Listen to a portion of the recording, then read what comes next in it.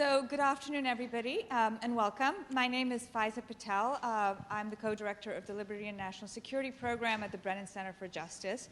One of the issues that the Brennan Center has been working on for quite some time as part of its work on counterterrorism is countering violent extremism programs. Since you all are here, you no doubt have heard of CVE programs, and they have sort of taken on renewed life in the United States, also in Europe and other parts of the world.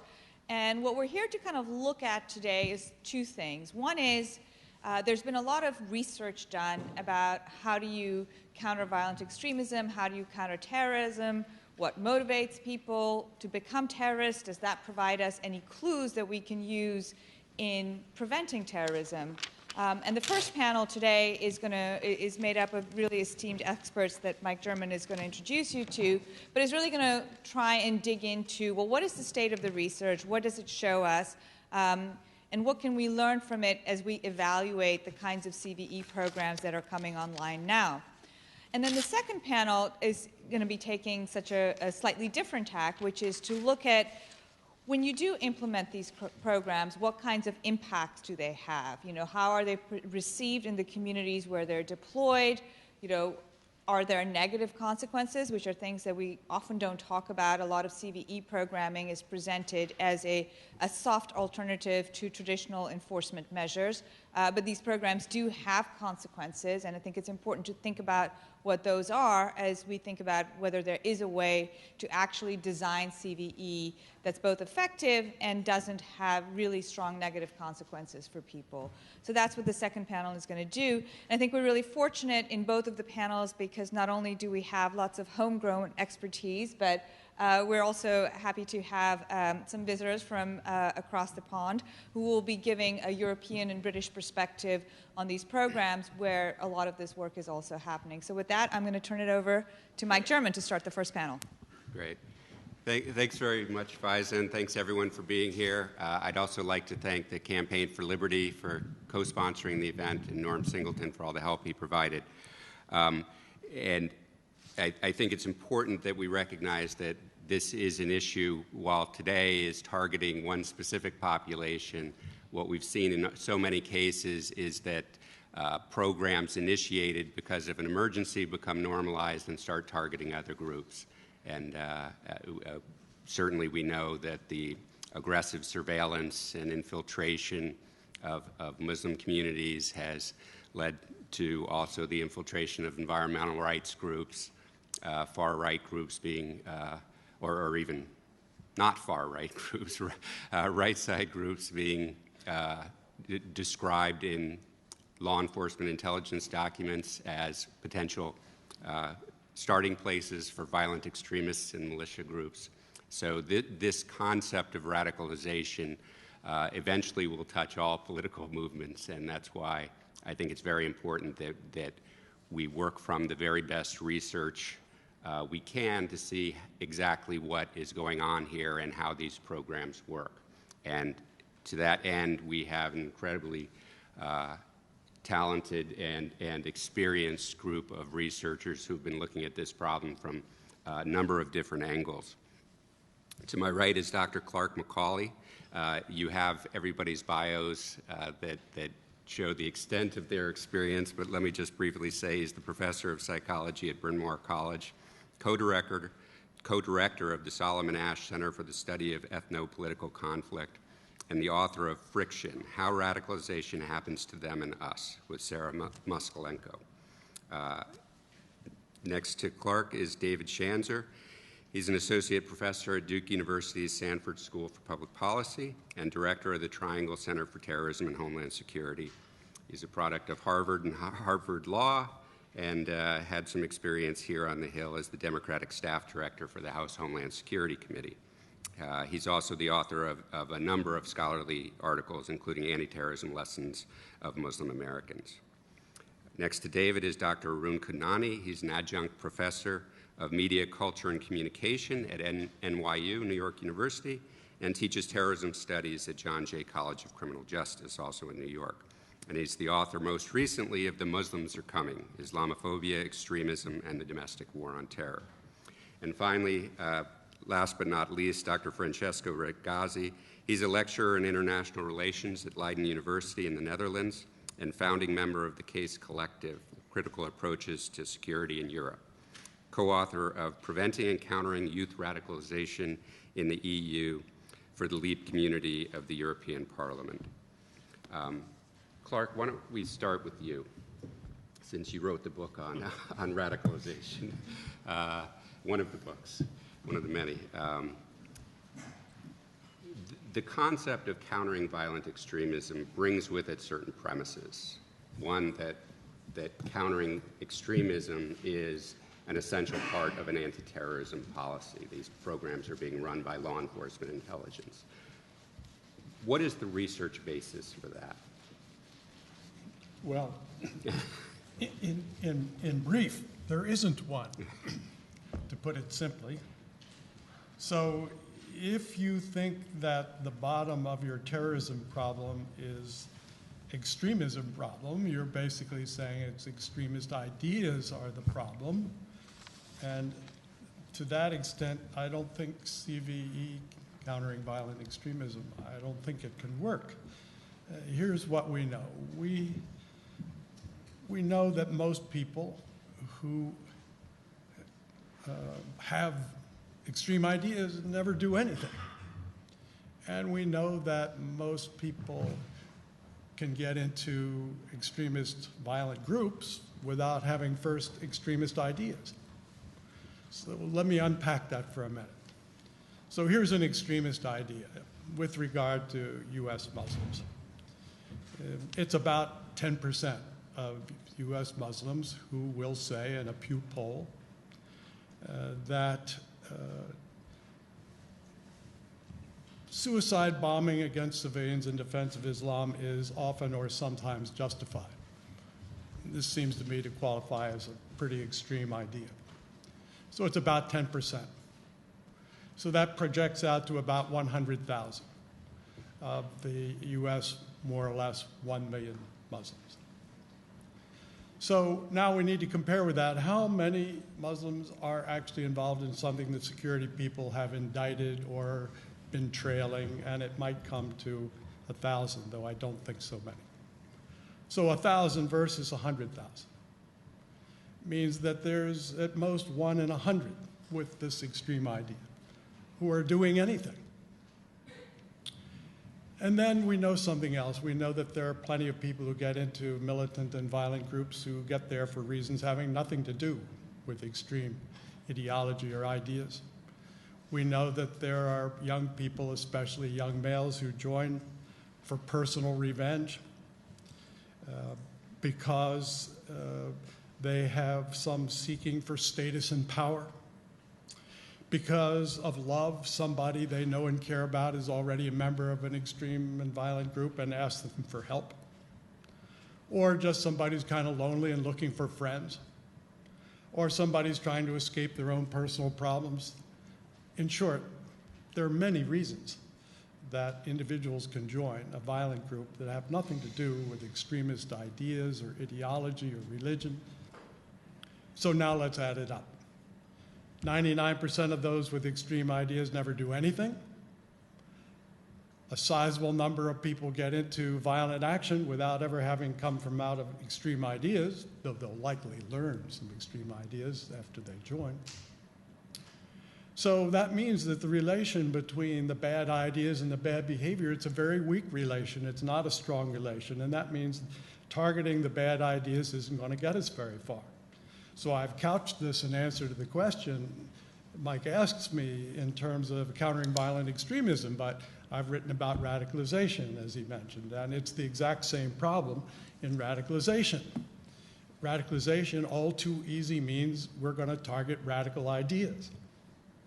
And to try to counter that kind of mistake, Sofia Moskalenko and I have introduced a two pyramids model of radicalization. The pyramid of action is separate from the pyramid of opinions and ideas. So there's a pyramid of radicalization of ideas that starts with people with basically no ideas about a political cause.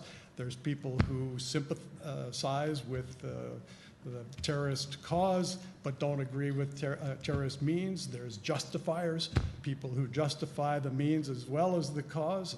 And then there's people who feel a personal moral obligation to fight for this political cause that the terrorists are fighting for. So that's a pyramid of ideas. And then there's separately a different pyramid, a pyramid of action radicalization, people doing nothing at the bottom, people who are doing political activism of a legal kind at the next level up. And then there are people who are doing what we call radical behaviors. They're doing things that are illegal and sometimes violent. And at the very top of the pyramid are the people who are actually killing civilians in the name of a political cause. We call them terrorists. But these two pyramids are like separate pieces of business. They're separate psychologies. And just as in social psychology, we've learned that you got to study attitudes is not the same thing as studying behavior. It's the same problem here. And my conclusion is we got to shift off of CVE, countering violent extremism, and we got to shift toward countering extremist violence to focus on the action. We got to stop focusing on the bad ideas and focus on the bad action, and not least because here in the U.S. we're supposed to be ready to actually entertain even the most extreme ideas. Great, thank you. David, another underlying premise of this is that, of these CVE programs, is that that the Muslim community is particularly at risk or vulnerable to recruitment by terrorist groups and therefore needs some sort of community programming in order to help them build their resiliency. I know that you've studied this issue for quite some time. Can you give us your thoughts on that? I will, and first of all, thank you, Mike, for the invitation. It's a pleasure to be with these distinguished colleagues and to be with the Brennan Center. Having these kinds of discussions certainly honors Justice Brennan's legacy here. You know, you asked this question, well, I think what I boiled down to is CVE necessary? Mm-hmm. And I'd like to also, especially since the name of the panel today was what does CVE work, before I get to your question, with your indulgence, I want to just try to unpack that because it begs a prior question, which is what is CVE? And I don't think there's really a very clear definition or understanding of that concept, so it makes it difficult to kind of answer the question whether it's necessary.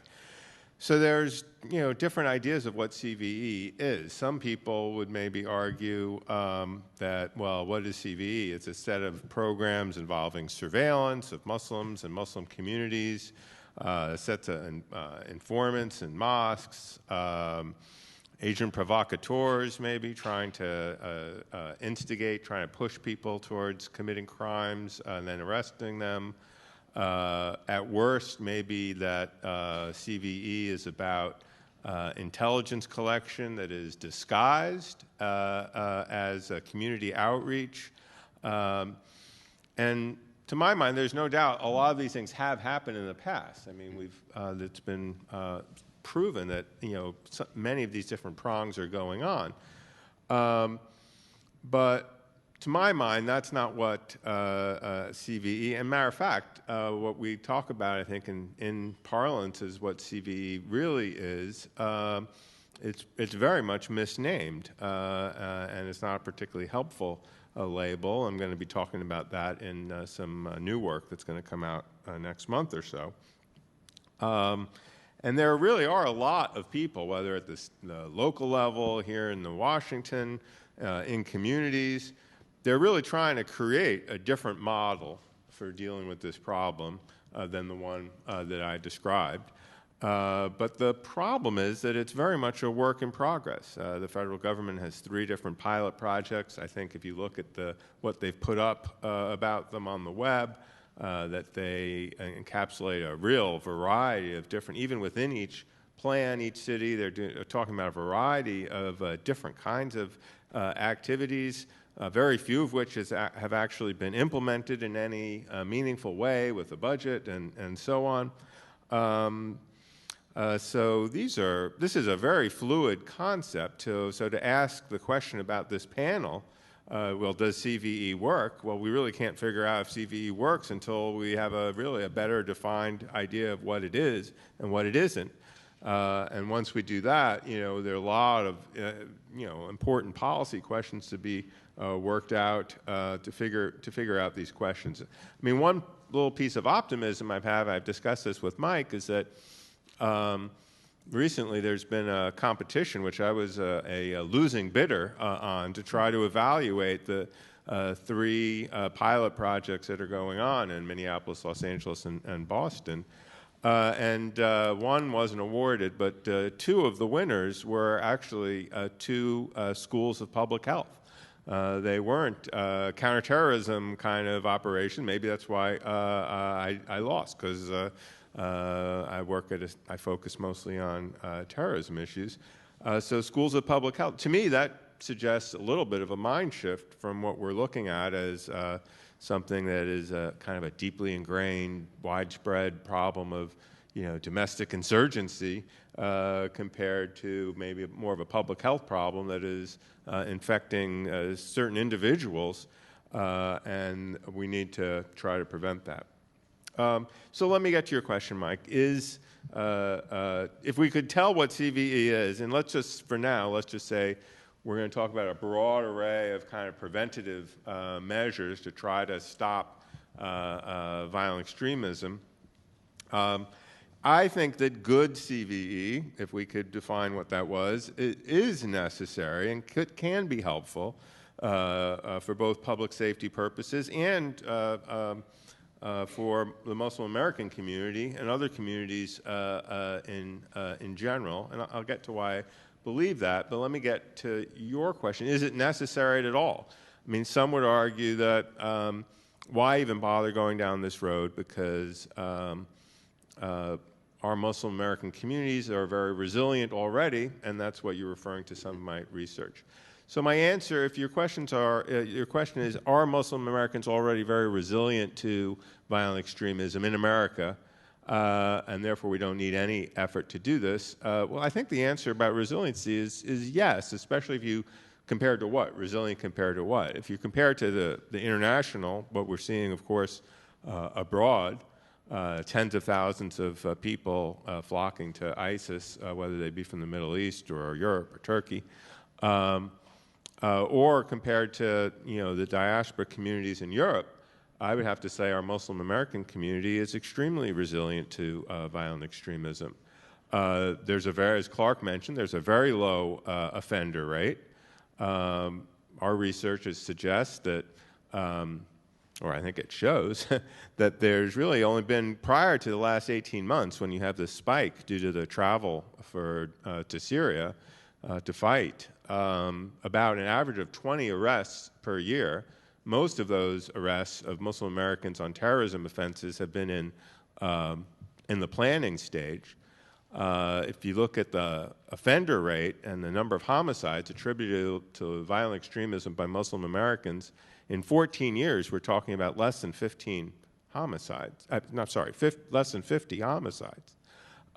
So there are 50 homicides in the United States every weekend. And we're talking about 50 homicides over the course of a decade and a half almost. And also, if you look at, even if you want to just talk about violent extremism itself, there's more homicides have been caused since 9/11 from violent extremism from other extremist ideologies like anti-government, and it's close, but more from these things like anti-government, white supremacy, racist violent extremism since 9/11 than the ones we're discussing today. So if you look at the offender rates, and then you can look at our research from a number of years ago now, we argued that there are a couple reasons why Muslim American communities are very resilient. Number one, really, since 9/11, there's been so much self-policing that you'd be very hard-pressed to find anybody who's spoken in a mosque, let's say, or to a Muslim community group that is able to espouse these ideas, principally because Muslim Americans are petrified to do that because they know that the backlash and because they don't agree with these ideas. So we see a lot of self-policing that is taking place, and it's very a positive aspect. Second, I would say, especially since 9/11, we've really seen a blossoming in community building and civic engagement. And, maybe this has even been something of a cause, a result of 9/11. Maybe it's something got accelerated that was happening, but it's gotten accelerated. So you see, not only mosque building, but really making the mosque much more than a place of prayer, but much more civically engaged with athletic leagues and cookouts and I was about to say barbecue. In North Carolina, where I'm from, barbecue is pork, so I'm going to stay away from there.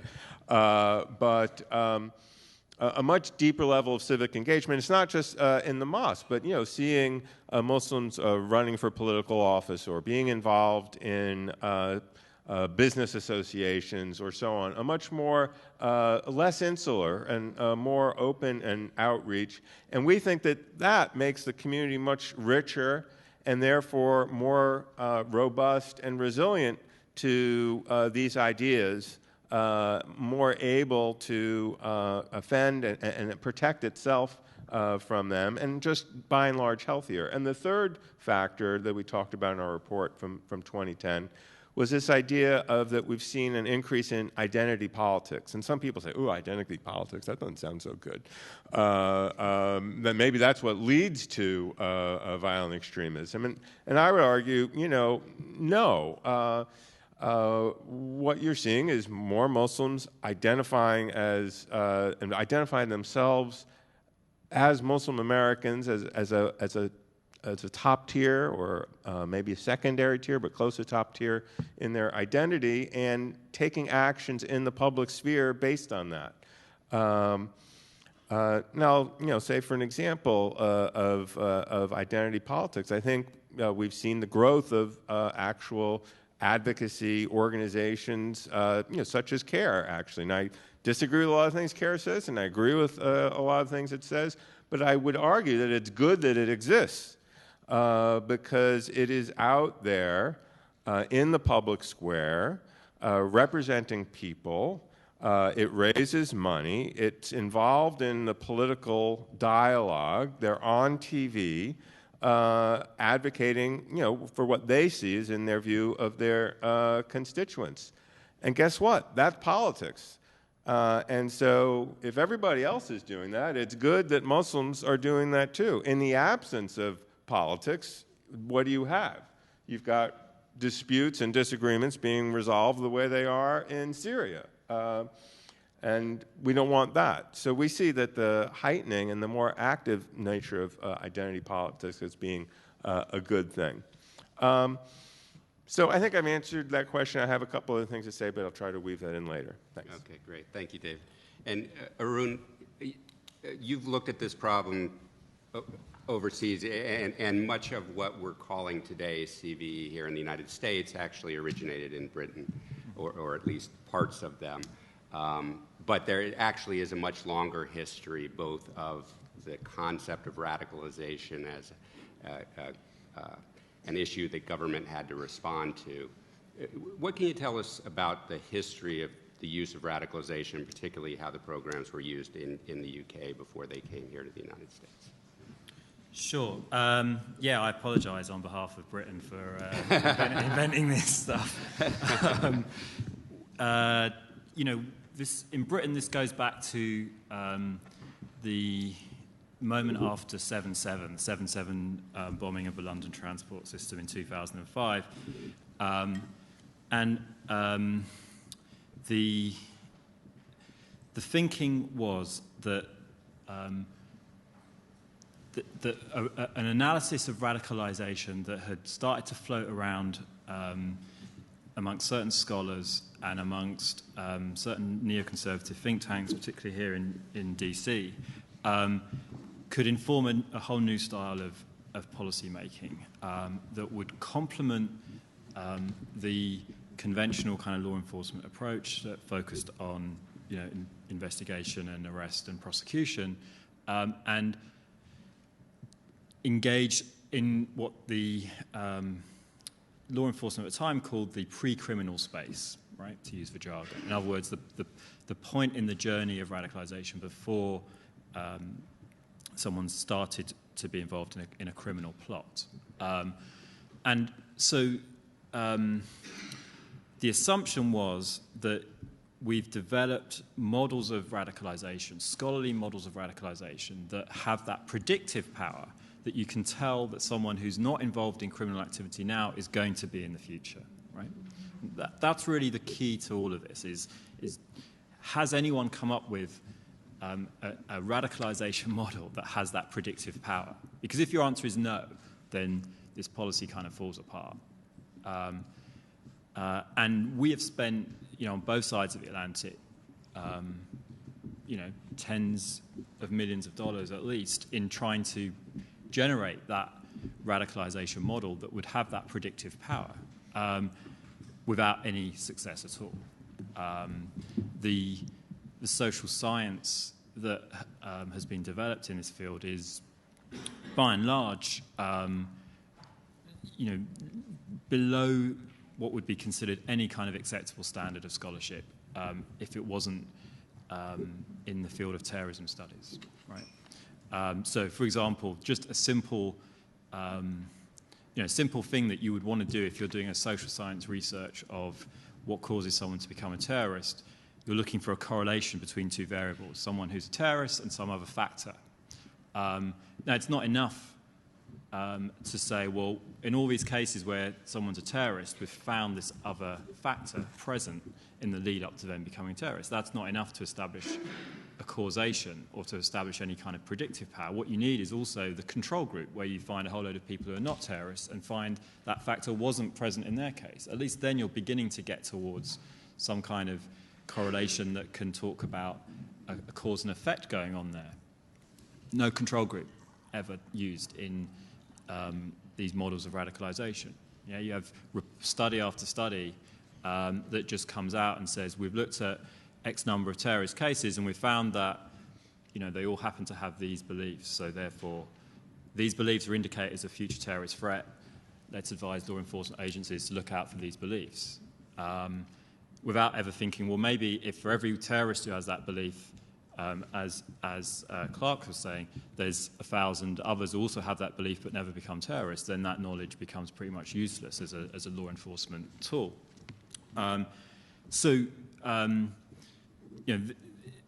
What happens is that this scholarship that is floating around on both sides of the Atlantic ends up being implemented in policy terms in Britain first in a very ambitious way under Tony Blair's government in around about 2006.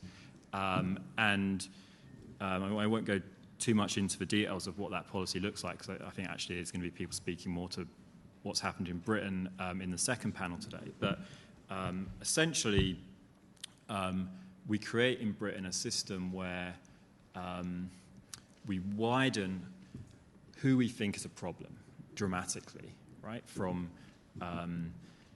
a small number of individuals who are involved in criminal activity, such as actively plotting, inciting terrorism, in the narrow criminal sense of incitement, right? Not in the new sense of incitement that's come about more recently, which is much vaguer. Or someone who's financing terrorism. Instead of focusing on those narrow, precise kind of definitions of the problem here, we've widened it out to say we now have a problem in the Muslim community as a whole, and it's a cultural and ideological problem, right? And we as the government are going to use all kinds of, what we fancifully call soft power techniques to transform the culture of this entire, community consisting of millions of people in the UK. We're going to allocate funding across the country to do that in proportion to the number of Muslims living in each local authority area, because in Britain we had a census that asked us our religion. So you could say precisely in this local authority area there's this number of Muslims. And so in proportion to those numbers we'll allocate funding for this kind of government-led ideological campaign.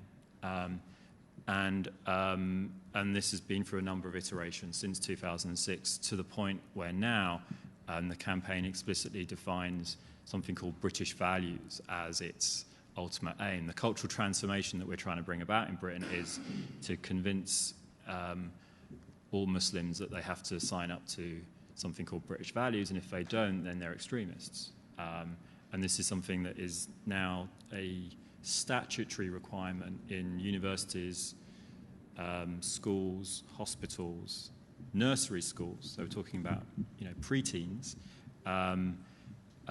even opticians. When you go and get your glasses checked, the opticians have to be briefed on how to spot the signs of radicalization.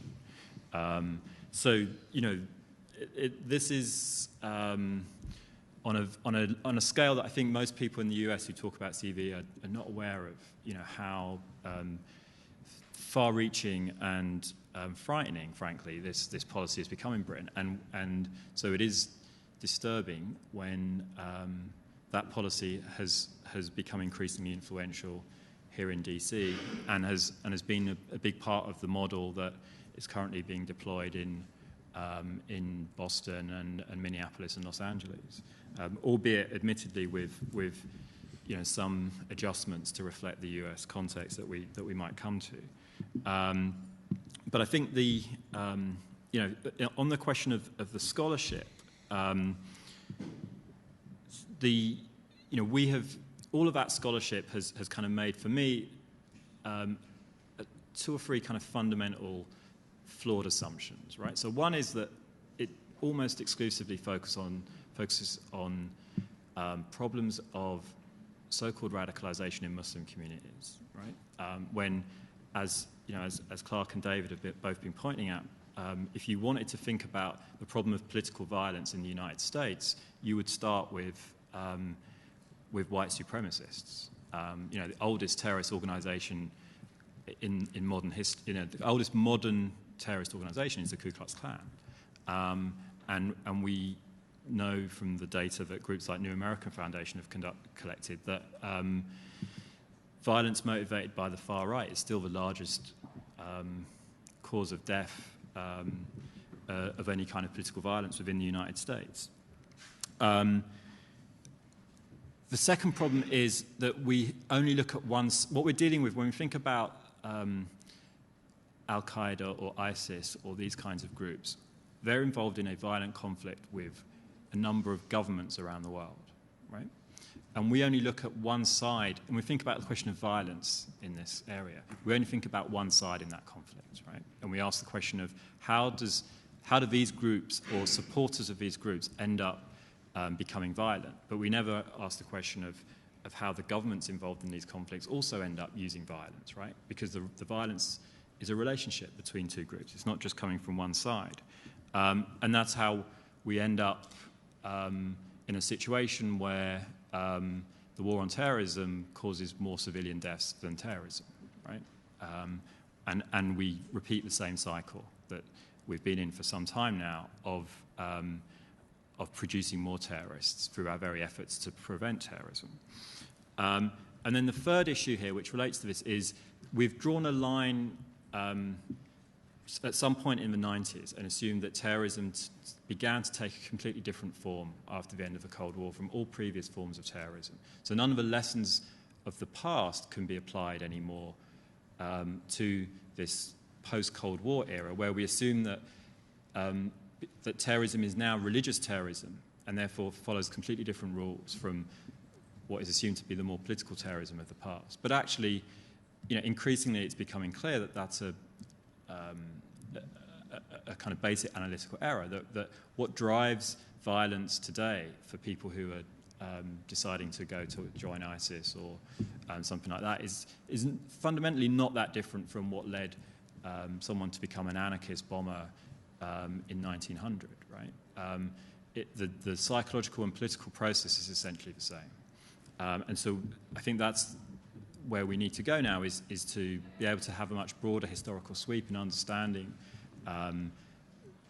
the political drivers for these forms of violence. Ultimately, terrorism is a mode of political action. It emerges in contexts of political conflict, not religious ideology. religious ideology just gives you a kind of vocabulary for expressing your claims now for groups like ISIS, but essentially the drivers are political. And therefore connect with these earlier histories, whether it's the anarchist bombers, whether it's a group like the Weather Underground here in the United States in the 1970s, whether it's the IRA in Northern Ireland in the 70s and 80s.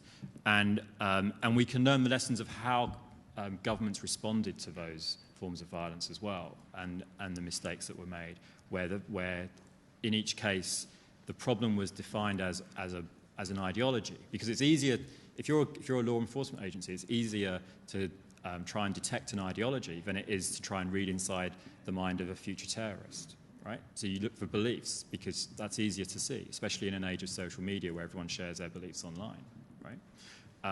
But time and time again, that mistake has just escalated these conflicts, prolonged them, and so we need a much narrower focus that learns those lessons from the past.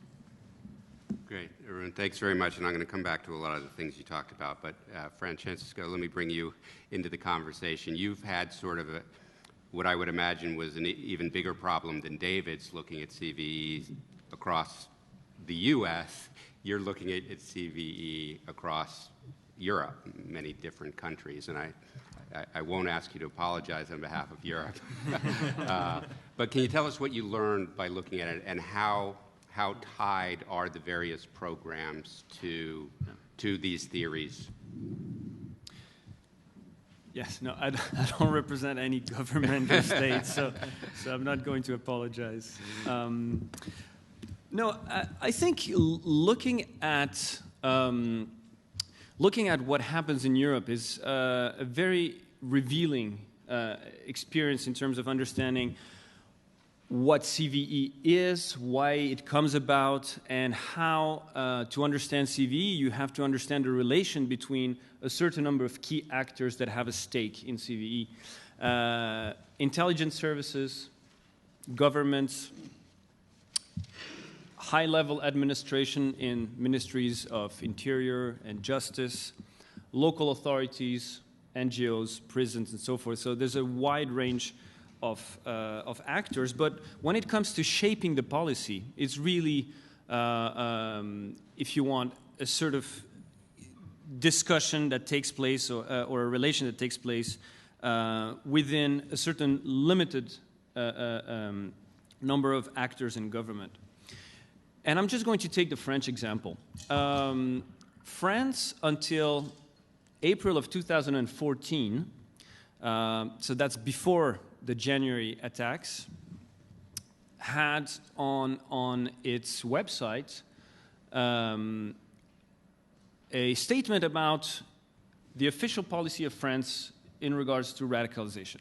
And the statement was something along the lines of France has essentially a law enforcement approach towards radicalization.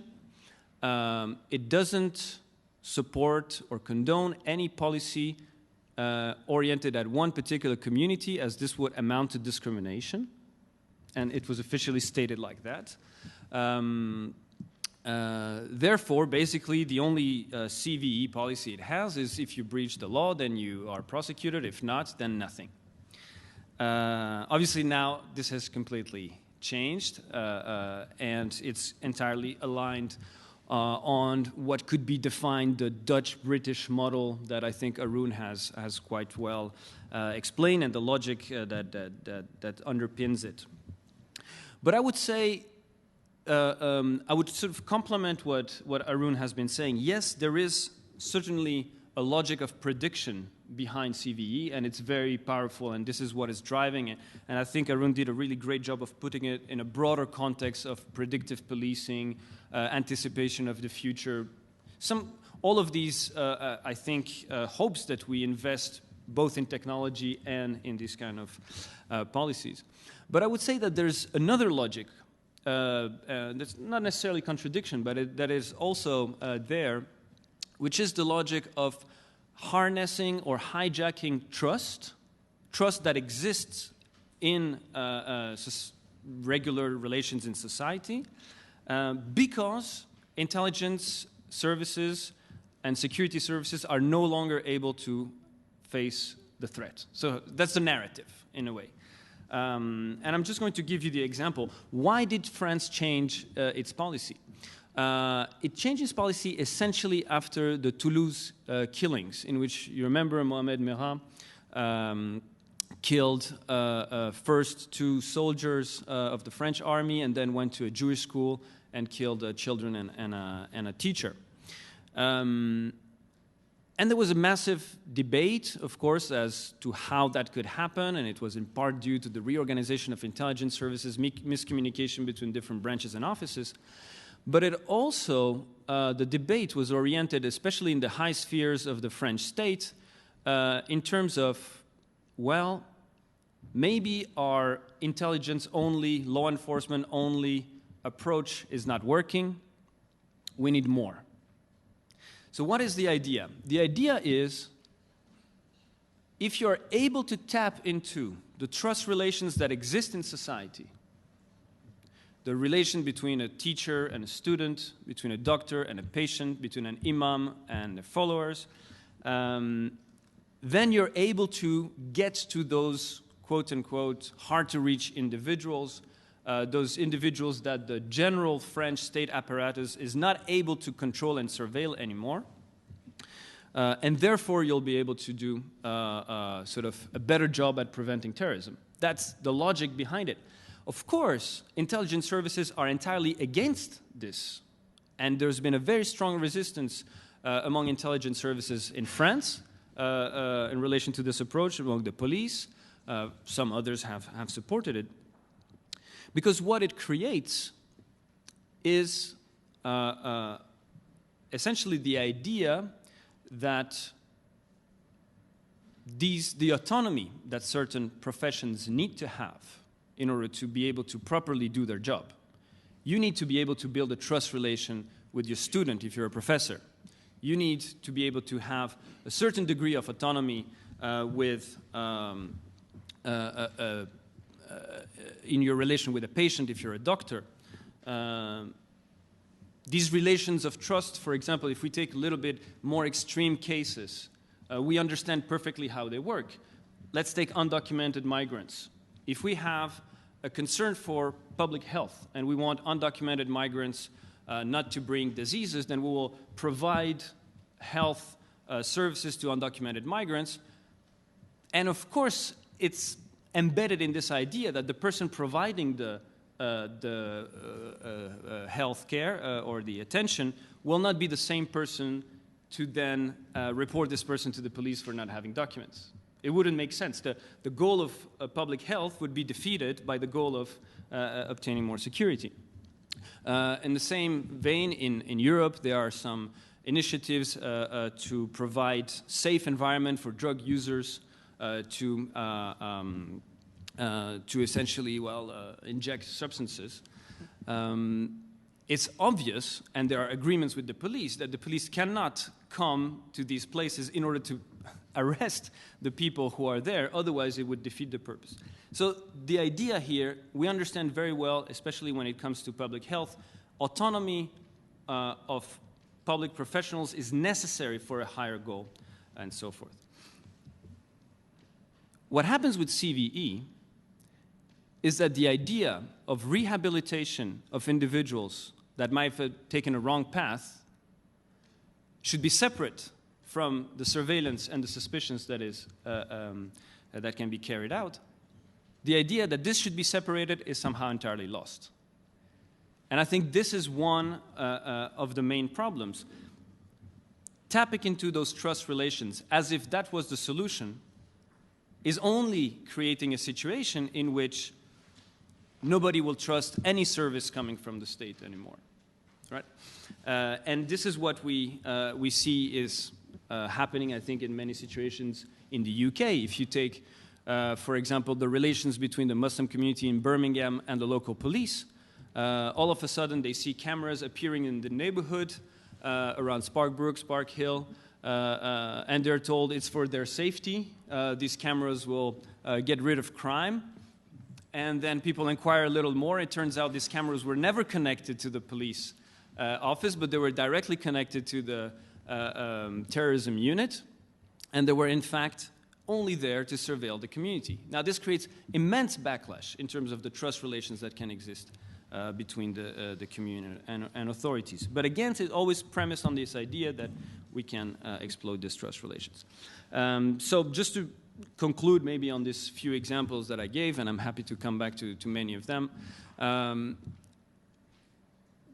why has CVE taken hold in France? In great part is because of the demise, in many ways, of a law enforcement only approach.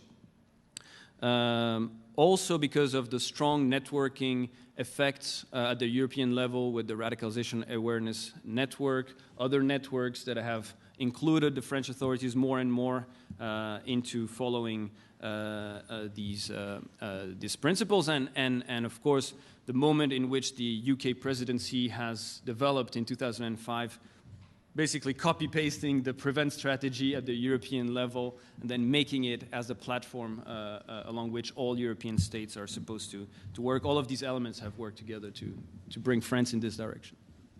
Great. Thanks very much. Clark, there are a couple of things Francesco and Arun said that fit into what you've written about with the dynamic process between actors in a conflict. But I also want you to talk about indicators. And I know that you've done some research trying to look at the indicators, because that's really been a frustration for some of us working on this issue, is all these programs, like David said, are out there, but when we've used Freedom of Information Act and other attempts to get what they are actually using as indicators, we somehow can't get it. And it's not as if it's classified, because this is being shared with teachers, with social workers, with law enforcement officers. But we're having trouble getting anyone telling us what they're using as indicators, which then makes it very hard to test those indicators to see if there's some reliable social science behind it. So. Well, about the dynamics, I agree entirely with the view that we cannot understand terrorists by studying only terrorists. It's not a problem that's only out there. It is a problem, as my colleague was saying, of a relationship. It's an action and reaction dynamic back and forth over time, usually involving escalation of violence. So we have to understand where we are in that relationship, and also we could be trying to learn something from past history of government reactions and security reactions to terrorist attacks all the way back to the anarchists, was the suggestion. And I've tried to think down that line, and I've run into an impediment. There's almost nowhere you can look for an integrated and a reliable list of all the different kinds of reactions that a government makes to terrorism. There's nobody in the whole U.S. government right this minute who can give you a list of all the different things that have happened in the U.S. government since 9/11 as a reaction to terrorism. Nobody. But if you don't have a list of what's been done, if you don't have a list of the reactions of the government the same way that we have all these databases of terrorist attacks, how are we ever going to figure out what works and what doesn't work? We don't even know what we do. So yes, we really need to think about dynamics, and we need to think about every anti-terrorist policy or prevention policy. We need to think of it as a communication to lots of different audiences. There's the target audience, there's the home political audience, there's bystander audiences. So it's very complicated as a communications problem, that every single reaction by government represents a complex communication to a whole array of different audiences, and they're all going to have a different view of what it means. So that's a problem. Now, about the indicators line, well, I wish I could tell you that I think I mentioned that I was trying to study indicators. It came to my attention almost by accident that there are lots of lists of indicators floating around. The FBI has one, for instance, called the Vera 2. And the French government has one, and various cities for their police forces have them. The French have a list. And so it occurred to me, well, somebody ought to make a list of all these lists. And somebody ought to see, well, what's the common denominator? And maybe even deeper than that, what theory of radicalization is embodied in the elements of this list? So I made a proposal to NIJ to do that work, but I haven't heard from him, and it's past time, so I'm not going to be able to get any support for that. But I still think it's a good idea. So just like David was saying, he had this good idea, but he didn't actually get the nod. Well, I got a story just like that. So I do think it is important to know that there are people out there with lists in their hands. And mostly we don't have public access, or at least not conscious and integrated access to what those lists are. But those lists are, in a way, the instantiation of the view of what extremism is, dangerous extremism is, or dangerous radicalization is. And that's why we ought to care about it. And one of the interesting things with the various lists is they often come with caveats that somehow don't get carried over. And I actually looked at one of the Vera 2 studies, and it had this caveat. Risk assessment is not a silver bullet of prediction. It will not predict who will become a terrorist and who will not from a given population. Risk prediction protocols assist in providing a probabilistic judgment as to the likelihood of future violence by an identified offender who has been convicted of unlawful ideologically motivated violence. So we're talking about a very small pool of people that the research has suggested this list has any predictive value. But when you see these lists coming out on the internet, and you can imagine that anyone, a school teacher or social worker being asked to participate would simply go to the internet, what are the indicators I should look for? And these are all out there where these caveats, number one, whether a lay person could actually use these, but number two, whether those caveats remain and it's used in the specific manner in which it was tested. But David, you mentioned in discussing the Muslim community, the fear and the self-policing that is going on regarding political discussions and religious activity. And is that one of the outcomes of this model of policing where because some of these models identify political activity or religiosity as indicators of extremism, it creates a suppressive effect and even a self-censoring effect? And well, what do you think of that? Well, I think most of the studies have really shown of American Muslims as having the indicators are of a heightened religiosity since 9/11. More people, for example, wearing traditional head coverings, more women, more people attending mosques for prayers, and so on. So I think you'd be hard-pressed to say that that there's any evidence that, a sense of the oppressive state is causing people to be less religious. When I talked about self-policing, I guess what I meant was self-policing by essentially squeezing out discussions of, that, it became not kosher, just as you don't invite people with racist views to come and talk about their views about African Americans or so. You don't invite people who are, want to talk about promoting political violence into your spaces. That's what I meant by self-policing. Now, I do think, though, that a lot of what has transpired, over the last 14 years has had an impact on political speech. There is, I think, an idea that an indicator of somebody who's potentially heading down the road to violence is, for example, strong views on the Israeli-Palestinian conflict. And I have strong views on that, so I might be picked out as an indicator as well. But I think we talked to a lot of our interviewees, Muslim Americans, discuss how, I feel stifled. I feel like I'm angry at what I see. Not angry enough to do something violent, but it makes me angry what I see on television that's being done to Muslims in these various conflicts, whether they be in Afghanistan or the Middle East.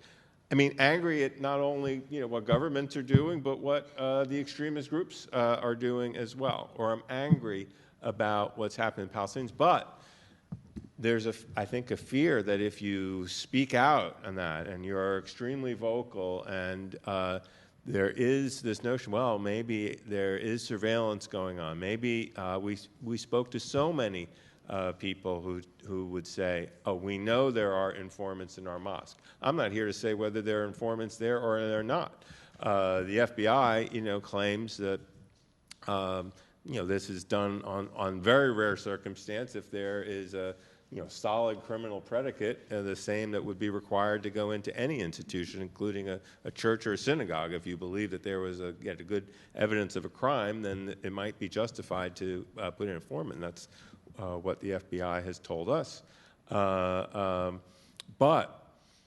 again, whether it's true or not, the perception among Muslim Americans, every city we went to, where people were saying, we know that there are informants, there are undercover agents inside our sacred space. And first of all, they feel very, very violated by that.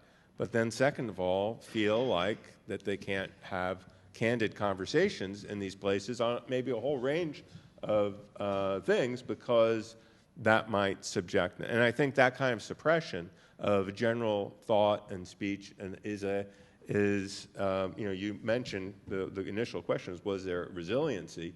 I'd say that is a factor that is making communities less resilient because that's the whole idea. If you have outlets and you can talk about things and you can have people who understand that, yeah, you might be angry, but here are the best ways to channel that anger in a productive way, and they're consistent with our political system and American values, and I have no problem with trying to promote American values, then if you don't have those outlets, then you might actually be making the environment more ripe for extremism. You might be making your communities less resilient. And Arun, you talked about how many of the scholarly studies in terrorism have these obvious methodological flaws. And you would think that would be pretty easy to distinguish. And the government, as you suggested, is pouring tens of millions of dollars into this research. How does the government funding change the situation for the researcher community? And how does that affect this issue? Well, I mean, I think Clark and David have both just said that there are projects that they would have liked to have done that could not be done because the government funding was not available. Clark's in particular seems to me an incredibly useful thing that we should be doing if we're serious about ending political violence. Understanding the history of responses to it from governments, but what the bulk of the funding has been the exact opposite of that. The bulk of the funding has been to fund people who are saying things that the government wants to hear, right?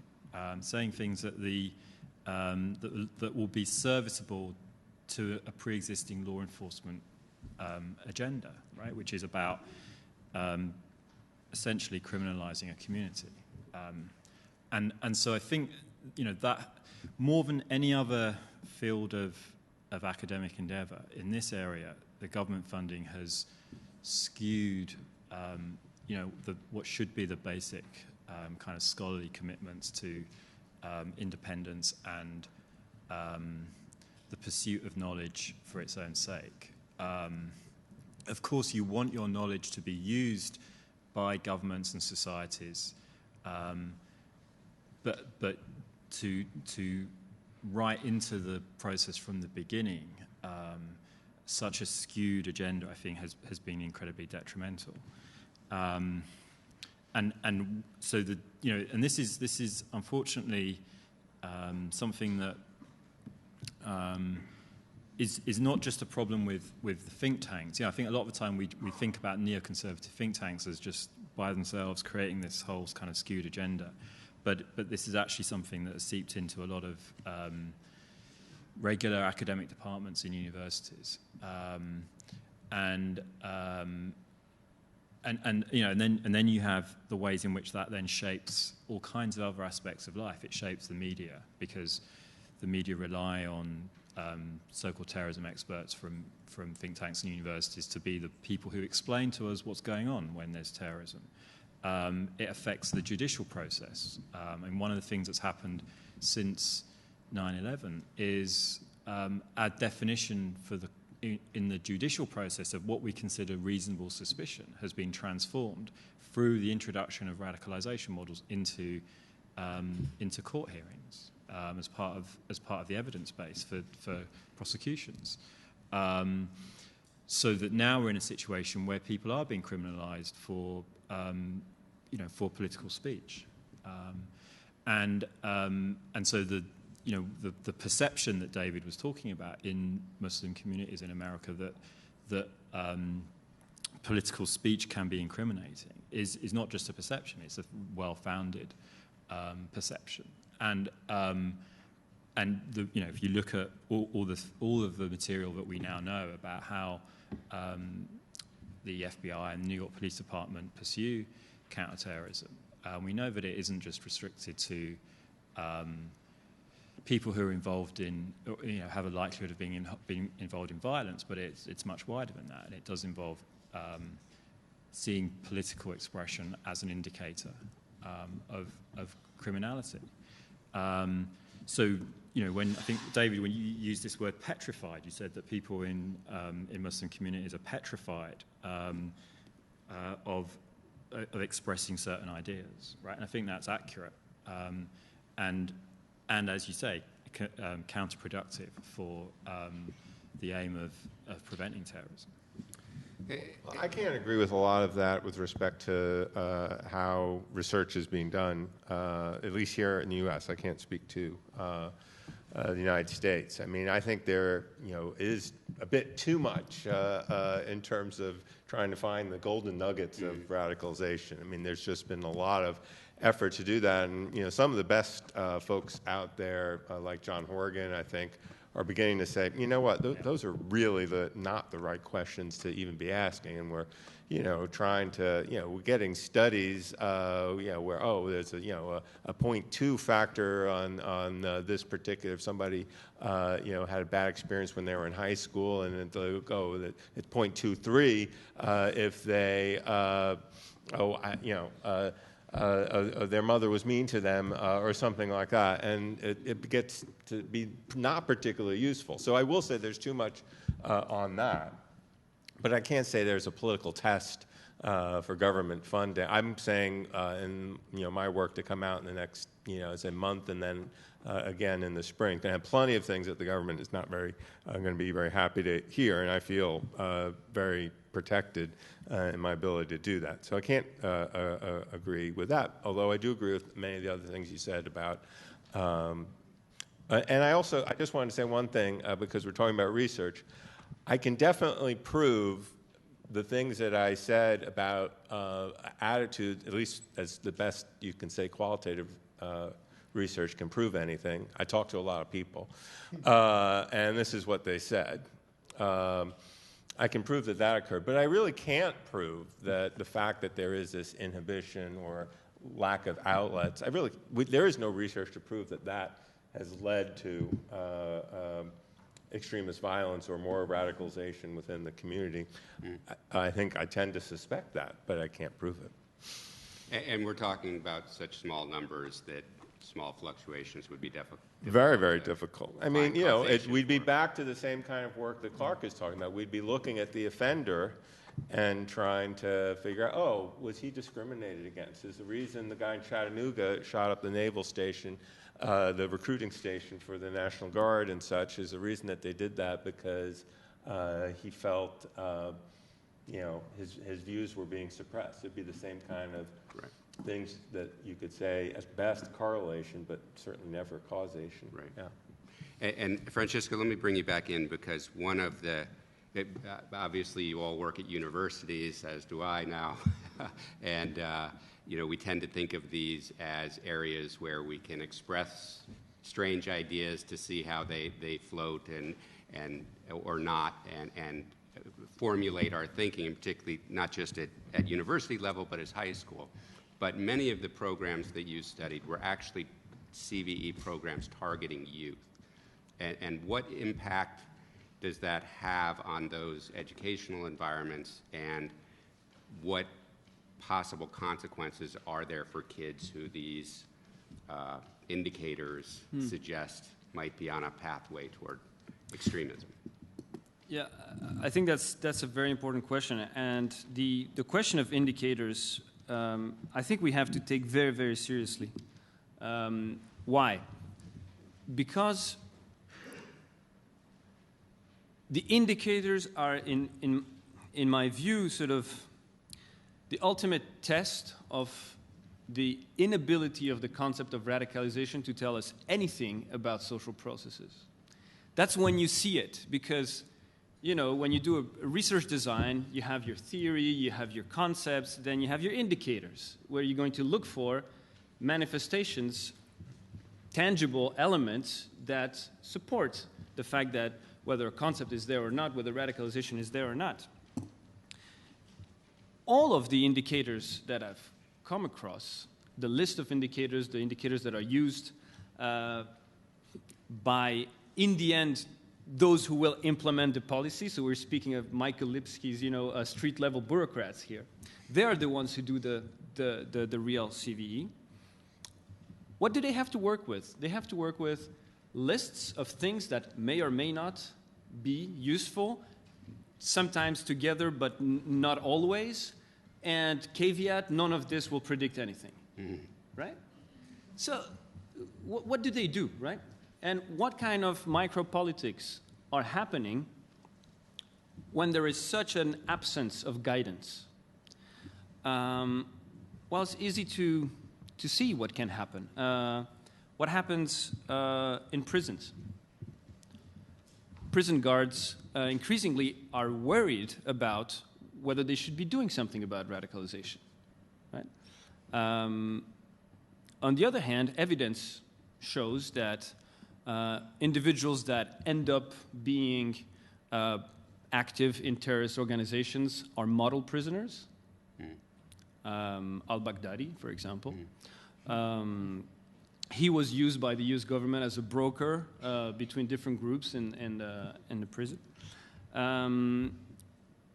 You have others who put ISIS flags in their cell just to make the guards angry, but actually are never engaged in any kind of violence and so forth. So what happens? What happens is you leave a lot of space for discretion. And discretion leaves also a lot of space for discrimination, wrong decisions. Individuals taking power, deciding themselves what radicalization is, what the criteria are, and so forth. Sorry? Obama's clock. Yeah. But I mean the case in Texas. Yeah, the case in Texas, exactly. So in universities in the UK, and I'm sure Rizwan, who will speak after here, can say much more about it, but there are increasingly cases of debates that are being canceled. There was a play that was canceled at the UCL. The police asked to have the screenplay in advance, determined it was dangerous extremism material, and then canceled it. Regular speakers are being prevented from speaking because they're considered to be extremists. So, in other words, what is happening? This is particularly in the UK. I think in France and in the Netherlands it hasn't hit so hard yet. But what is happening is spaces where you could have controversial debates, even about ideas that are frankly, not very interesting or that you cannot really agree with. But at least if you have the debate in a space where you have educators, people who are trained to explain to students why this is not a good idea, how you can deconstruct this kind of language.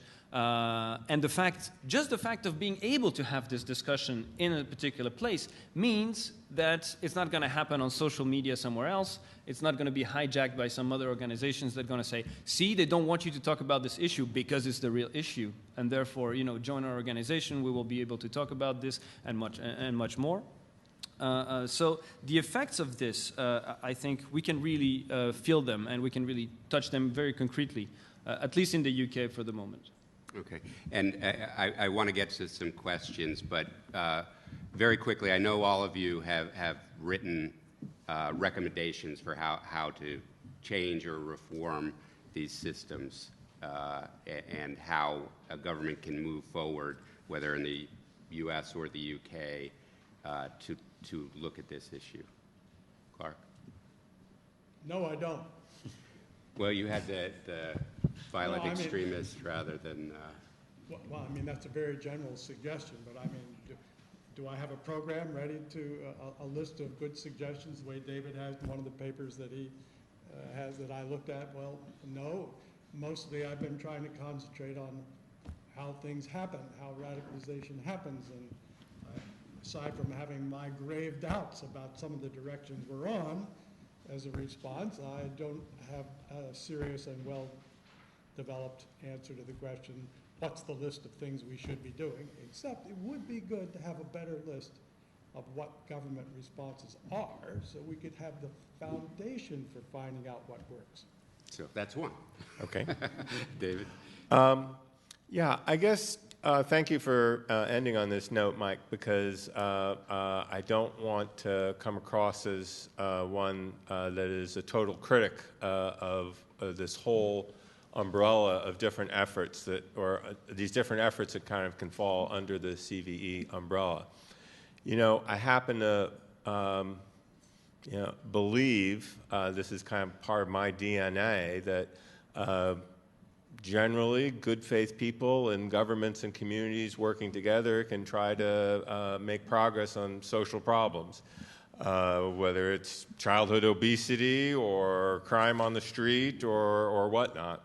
And so I guess I resist the notion that this particular problem, therefore, there's nothing. The solution set is totally empty, and we should, I guess, resort to the exclusive.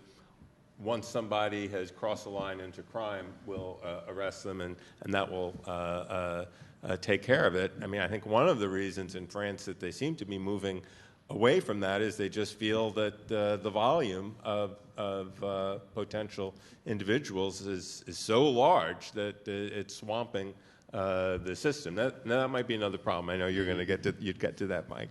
But anyway, so I also think, and I want to get down to the micro level because we've been really studying police.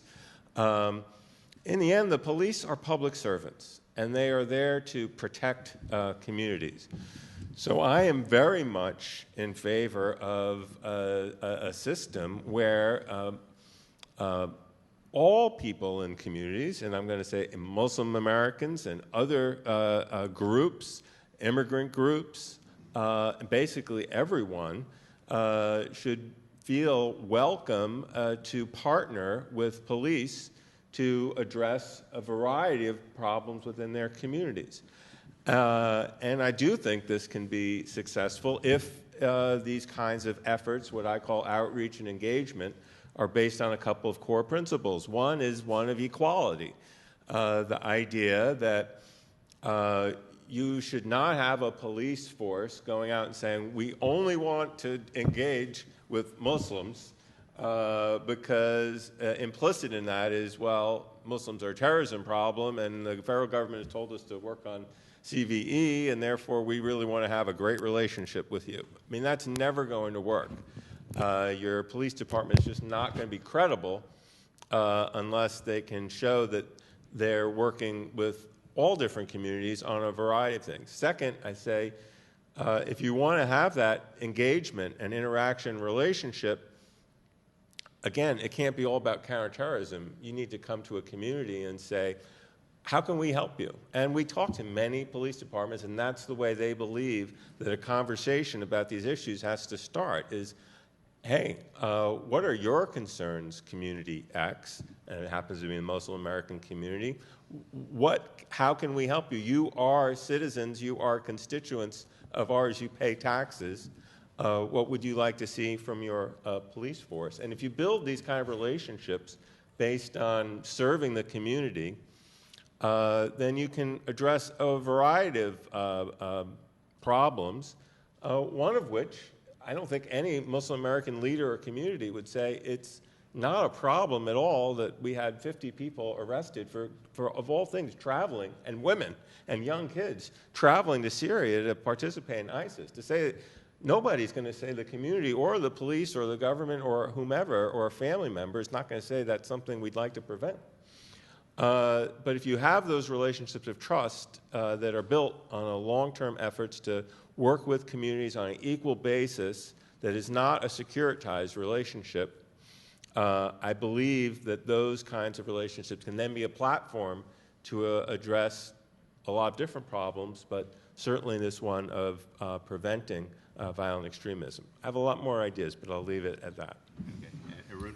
Well, I think for me, one of the kind of greatest thinkers on this question of how you prevent violent extremism is Martin Luther King, who, a lot of what he was doing in the few years before he was assassinated was traveling around the United States, speaking to young people and trying to persuade them not to engage in what today we would probably call violent extremism. And as he himself came to realize and expressed in his speech at Riverside Church in 1967, he could not carry out that task of persuading young people not to engage in violence when the government itself was using violence internationally for its political agenda, speaking about the Vietnam War, which is how that led to him taking on the issue of the Vietnam War for the first time. So I think the insight is as valid today that what we're dealing with when we talk about violent extremism within the United States is, to some degree and to a significant degree, the fallout from our foreign policy failures. And so a large part of the solution to this is actually to amend our foreign policy. But apart from that, I think there's many other things we can do domestically. I think we need to abandon the language of radicalization and extremism and focus much more narrowly on the question of acts of violence specifically. I think we can do things like do a much better job in this country of providing youth services, just general youth work that engages with young people and provides them with spaces to express political opinions that are considered unacceptable normally, right? I mean, in this country, we nowadays have a situation where what would be called dissent, when expressed by a Muslim, gets called extremism, right?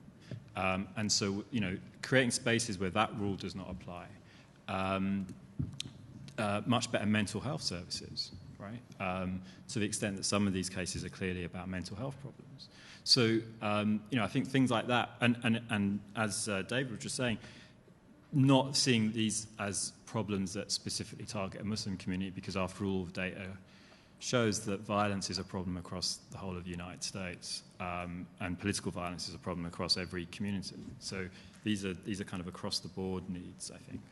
Could I just, since I disagreed with Arun at one point, I want to agree with him very forcefully, very quickly. We really need to ditch the whole CVE acronym and terminology because it's totally useless. It is it starts off the conversation in the wrong direction.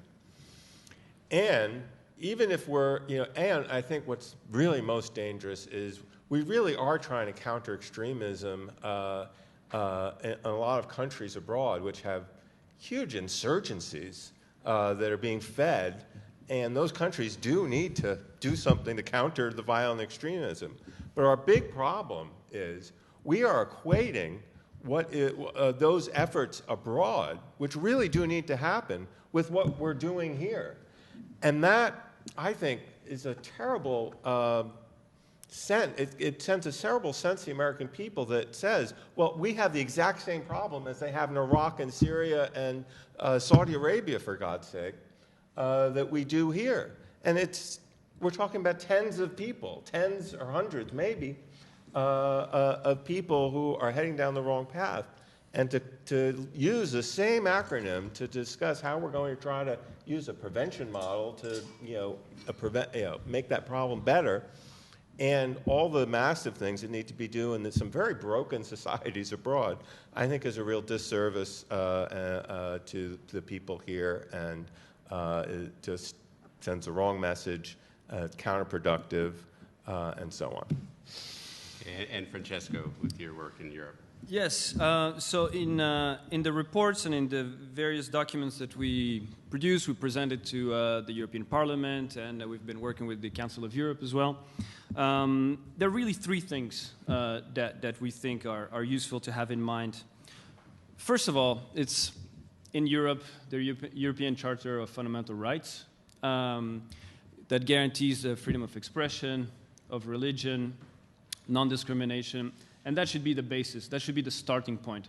If any policy undermines those rights, it's already undermining the principles of democracy upon which it's founded. So that should be the first standard. The second point is thinking that it's a societal problem in many ways is probably wrong.